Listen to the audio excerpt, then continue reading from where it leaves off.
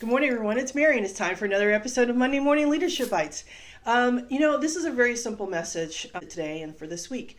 I've received a few messages from people asking me, how did the 40 Acts of Kindness go? And if you don't remember the 40 Acts of Kindness, go back to episode 6, in which I talked about being a strong leader also means being a kind leader. And that was the launch of the Lenten season, in which I was part of a challenge called the 40 Acts of Kindness. And you can actually go and Google that, and I'll show you a link here. But the 40 Acts of Kindness was just a way for me I've done it in the years past, just a way of instead of sacrifice and giving up something for Lent, and said I did something. And so people were asking, hey, I was curious how that went. In years past, I kind of went over the top on some things. I did some very elaborate kindness acts, and this year, I didn't go through that elaborateness. One, I didn't really have the time to do some of the elaborateness that I've done before. But the second thing is I just wanted to be more mindful of the kindness part of it, of the challenge, versus it being this thing that was over the top. And in one case, talking to a friend, she actually said, well, these are things that you would normally do anyway. And I said, that's exactly the point. Is that this wasn't supposed to be something that would I would just stop. So something that you would continue, and you would continue to incorporate into your everyday. And so some of the things I did, just so some people had asked, and I didn't do, I was going to possibly do videos showing kind of the things I did, and I did a couple of shares on Facebook, but I really wanted this to be really just a mindful act on my part, and just to really just stop and think about what I could do in that moment, as opposed to planning some elaborate thing. But bringing donuts into the office, and I got a really cool story about this. So, well, actually, I have two really cool stories. I've brought baked goods into the office, cookies and muffins and cupcakes in the past. But this time I was kind of listening for opportunities, and there was one particular person in the office who said, hey, I would really love X. And I said, okay. And I went and baked it. And she was like really surprised that I did that. I said, hey, you asked for it? And I said, yes. And this is what I'm doing. And I think that little act was important. One day I brought in like a couple of dozen donuts, actually about 3 dozen, and just put them in the large break room with a little note that says something to sweeten your day.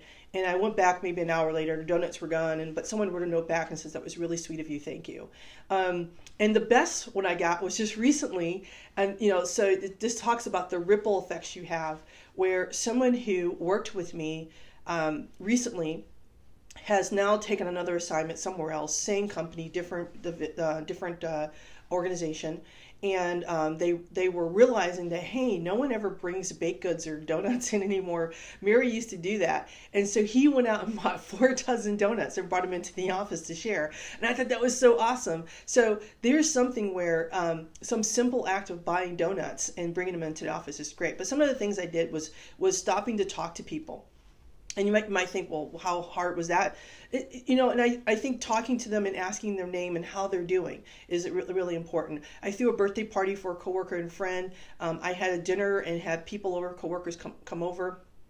I love going through the drive-through, and there was something, I believe, one of the radio stations called the drive-through difference, and they went through and you could write a note, and I didn't do that, but I would just buy coffee at Starbucks from the person behind me. I did that a couple times, and one particular kind was in California, and I could hear the order. It was a mom, 2 kids in the back, and she didn't order very much.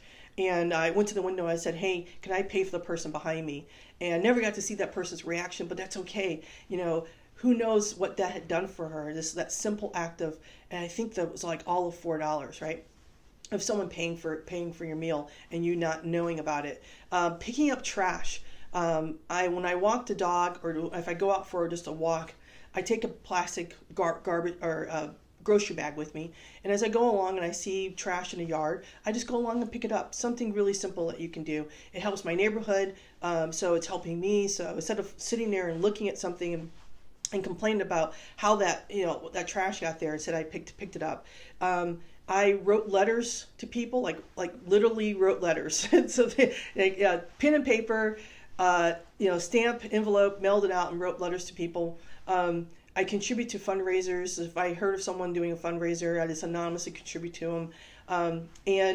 Just connected with people. I read a study once that 25% of the people that you meet have no one they can share a problem with. That's 1 in 4 people, 1 in 4 Americans. I think the study was in a U.S. base, do not have anyone they connect to. They have no one they can talk to. They have no one they can relate to. And I find that, it's true. And as connected as we are in social media, we're unconnected, we're isolated in the world. We work with people, we work with hundreds of people, we see hundreds of people throughout the day, and yet we have no one that we can really go to and say, I'm having a bad day today. That someone can sit beside us and empathize with us and just share a cup of coffee or a kind word. That's 1 in 4 people. And this is leading to sickness. Not just things like depression and other mental illness, but people are getting generally sick from not being connected. We evolved to cooperate and connect with people. That's kind of how we are made and how we're wired. We weren't made to be isolated. So there's no long list of tips today. I have 1 challenge for you. Actually, no, I'm sorry. I have 2 challenges for you. 1, I want you to go out and find 4 people, and I want you to really, truly ask them how they are. Take 5 minutes of your day. Out of all the minutes, 5 minutes. So in total, this is 20 minutes. And just stop and ask someone, how's your day? Ask them their name. Ask them how they're doing. And ask them if there's anything you could do for them. That's challenge number 1. And challenge 1 and 2, I dare you to share this video.